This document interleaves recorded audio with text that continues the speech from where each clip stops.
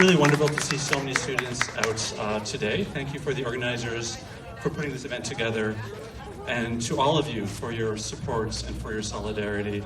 It's a weird feeling being here with such a big crowd. I haven't really left the house at all in more than a year because of COVID and because I'm antisocial and have a phobia of public speaking. But despite all that, when the wonderful organizers reached out to see if I would speak today, I didn't hesitate at all. I couldn't.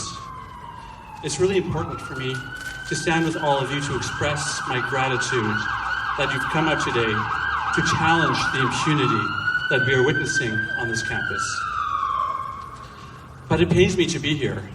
This university, the University of Toronto, is my alma mater, and I have a deep affection for this place. This is the law school that I graduated from, and this is the actual building where I met my spouse. And this is the law school that I worked for 4 years as the director of the International Human Rights Program. The very same program that the university has now forsaken because it apparently cares more about donors than it does about students. Because it refuses to apologize and make amends, even though its own investigation uncovered a goldmine of impropriety. And because scholarship on Palestinian human rights is still taboo and considered so offensive that the university would rather risk its international reputation than do the right thing. Shame on you, U of T. So how did we get here? Last September, the former dean of the law school abruptly terminated the hiring process for my successor at the IHRP. Dr. Valentina Azarova was the unanimous and enthusiastic choice of the selection committee, but negotiations were cut off after a donor, who is also an alumnus and a sitting judge, asserted that appointing someone whose scholarship included study of the Israeli conduct in the occupied Palestinian territories would not sit well with some donors.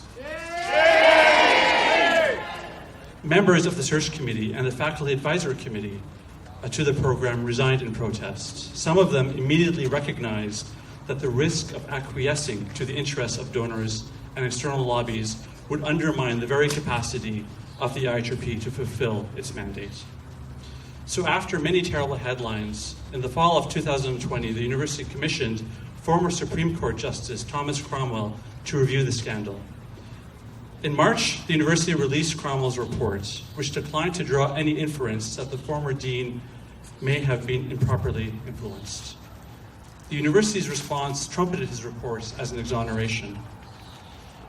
In retrospect, we shouldn't have been surprised with the report's conclusion. After all, the university has hired a former Supreme Court judge to review the interactions between a sitting judge and the dean of a law school who himself is the son of a former Supreme Court of Canada judge. These are the elites of the legal profession, and power protects power. While Cromwell's assessment was incorrect, the devastating facts outlined in his report were a gift. The facts demonstrated, without a doubt, serious breaches of academic freedom and collegial governance at the highest levels of the law school and the university. It is undisputed that the donor had attempted to thwart Dr. Azarova's hire, and that senior administrators enabled his intervention in what was supposed to be a confidential hiring process. Only 2 days after the donor communicated his objections, and without previous involvement in the process, the former dean of the law school decided to terminate the hire. In April, the Canadian Association of University Teachers, CAUT, unconvinced by Cromwell's conclusion, imposed a rare censure at the university. And just to note, the last time CAUT imposed a censure against the university was in 2008. Over the last 10 months, the university declined several opportunities to rectify the situation and to take a principled stance on academic freedom and collegial governance. Instead, the university has deflected responsibility, denied wrongdoing, and continued business as usual, even in the face of this rare censure. While the admin sits on its hands, almost all of the International Human Rights Program's partners have raised the alarm and paused or canceled their relationship with the university in light of the censure.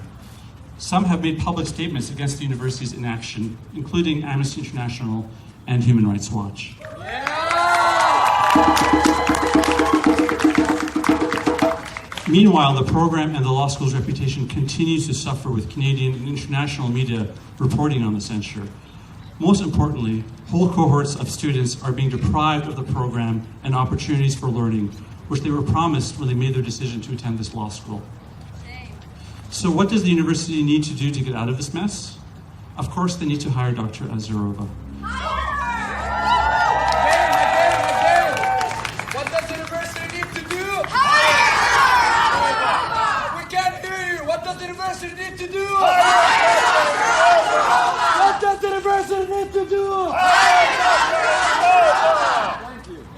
But for that to happen, the university leadership first needs to create the proper conditions precedent. Otherwise, why would anyone want to work at a program if the university has not embraced accountability over what has unfolded, or if the university refuses to guarantee academic freedom for the program and its director? I'd like to elaborate quickly on these last 2 points. With respect to academic freedom, from the start of the scandal, university administrators have highlighted the lack of meaningful protection for the program director. They keep insisting that the position of director is a managerial staff position, not a faculty one. The response only underscores the chilling of academic freedom among the director and staff of not only the International Human Rights Program, but other university programs and clinics as well. And as a defense, it makes no sense. Is the university really trying to argue that donor interference is okay as long as the position is managerial? The University of Toronto needs to affirm the principle that all university clinical directors and staff are entitled to academic freedom and meaningful recourse should that freedom be imperiled. This is particularly important for clinical directors and staff who are tasked with advancing research, advocacy, accountability, and reconciliation, work that may involve telling difficult truths or taking unpopular positions. The university leadership must also affirm that there can be no exception, Palestinian exception, to academic freedom. Full stop. On the issue of accountability, Mr. Cromwell recommended that the university engage in a reconciliation process to heal the deep wounds the controversy has left in its wake. But the first step to any reconciliation is to acknowledge responsibility. So far, the university has done the opposite. In the university's most recent statements, the leadership said they believe the censure is unwarranted. Despite the impropriety uncovered by both Cromwell's review and a separate investigation by the Canadian Judicial Council into the judge's misconduct, no one has been reprimanded. The only person who is out of a job is the same person who was victimized by the scandal. Dr. Valentina Azarova. Shame on you, U of T. I'll end by saying this. We are now 10 months into the scandal, and every day brings more scholars and organizations pledging solidarity with this censure. This is not going away. The momentum of this movement is unstoppable.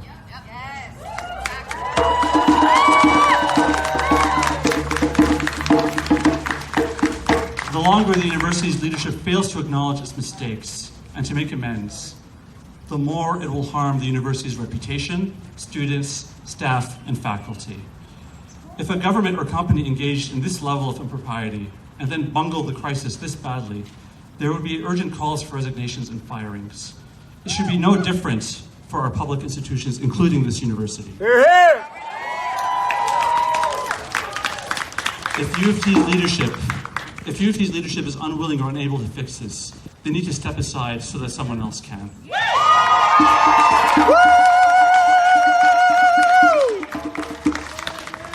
It's time to bring an end to this censure and to bring an end to this shame. I just wanted to close. When I was coming here, I texted Dr. Azarova to tell her that we were having this rally, and I asked her if she had any thoughts for everyone, and this is what she told me. That this is about you, the students. It's your moment to shape your institution. This is a moment to seize. Forget about me. It's not about me. It's about the students. Thank you very much for listening to me.